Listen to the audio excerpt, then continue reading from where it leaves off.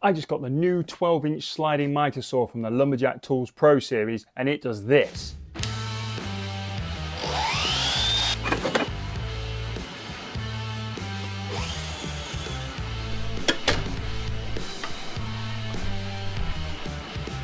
What's up woodworkers, Ben here, and I've got my hands on the brand new Lumberjack Pro Series 12-inch mitre saw, and today I'm going to talk you through some of the features of the saw, what I like and what I don't like. Oh, and I've also got a discount code at the end for you. The first thing I didn't fully appreciate when looking at this tool online is the size of it.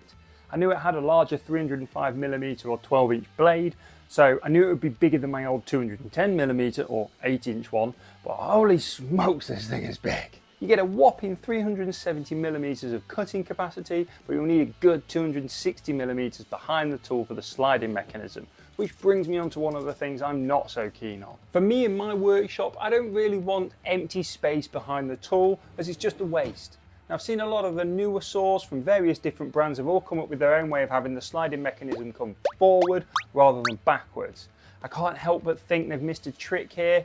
But saying all that, there is still plenty of mitre saws that slide backwards, and if you're using this on a stand somewhere, then it's not really an issue like it is for me having it permanently in my workshop. The power cord measures in at just over 2 meters as well, so it gives you plenty of cable to plug it into the nearest socket. One of the standout features on it that I absolutely love is the shadow line system. This shadow line system is super effective and essentially just shines a bright light on the blade, which puts a shadow onto your workpiece, so you know exactly where the blade is going to hit. It even shows up the detail on the teeth, so you can get super accurate with it. Speaking of accuracy, mine wasn't perfectly aligned straight out of the box, but it was pretty easy to dial in. All you need to do is loosen off these screws and the measurement dial, and then get it all lined up with a 90-degree square. Adjust the measurement dial until it matches, and then tighten the screws back down.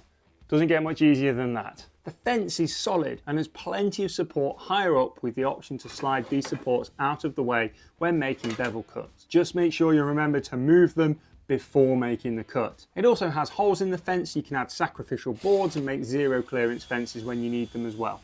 It comes with a clamp to hold your workpiece down, and it does the job, but my God is it a faff, especially if you're cutting boards of different thicknesses. You have to screw it down until it's tight, and then unscrew it again every time you've made your cut. Now, it came with these little metal sliding wing thingies that are supposed to support the wood when it's going through the saw. They are what they are. Now let me talk to you very briefly about this little feature right here. It's just a simple rubber wheel on the end of the blade guard, but I can't tell you how many times I wish I had one of these on my old mitre saws, as it often gets stuck when it hit the edge of a piece of wood.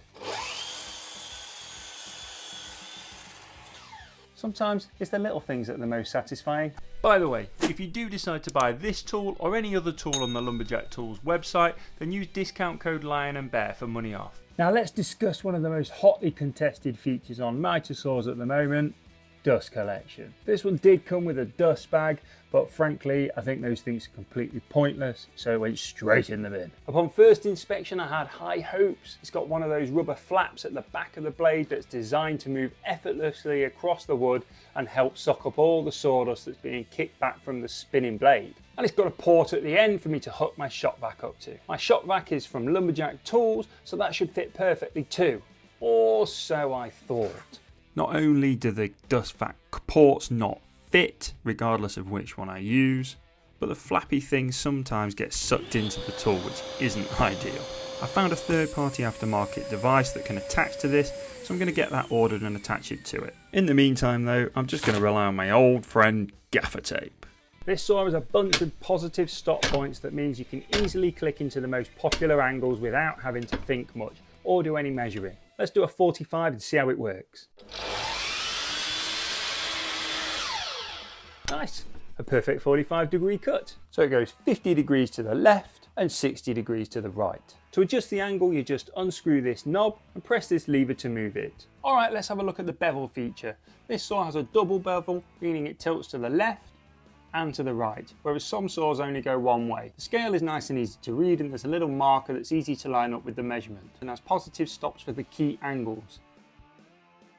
Once you've loosened this knob, you can then flick this lever and you can adjust it. Push it all the way back and you can adjust it exactly as you want, or you can then loosen it off and let the positive stops click into place. Can we just take a moment to appreciate the soft start on this thing? It's so soft, it's like trying to hug a cloud made of cotton candy. The other thing I've noticed compared to my old saw is that the blade stops spinning considerably quicker, which means if you're cutting safely and waiting for the blade to come to a complete stop before moving the workpiece, then the time that you're waiting is a lot shorter, meaning you're not stood there waiting ages for the blade to stop spinning.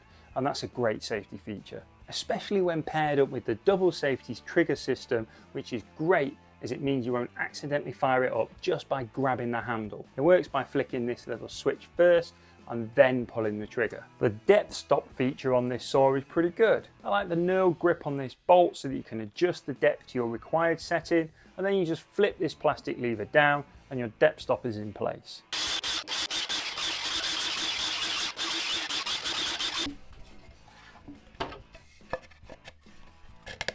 Flip it back up and you're back to full depth. Now the blade it comes with seems to be pretty decent, and usually I'd immediately change the blade on any tool I get, but this one can stay here for a while yet. Now, is this saw worth £400?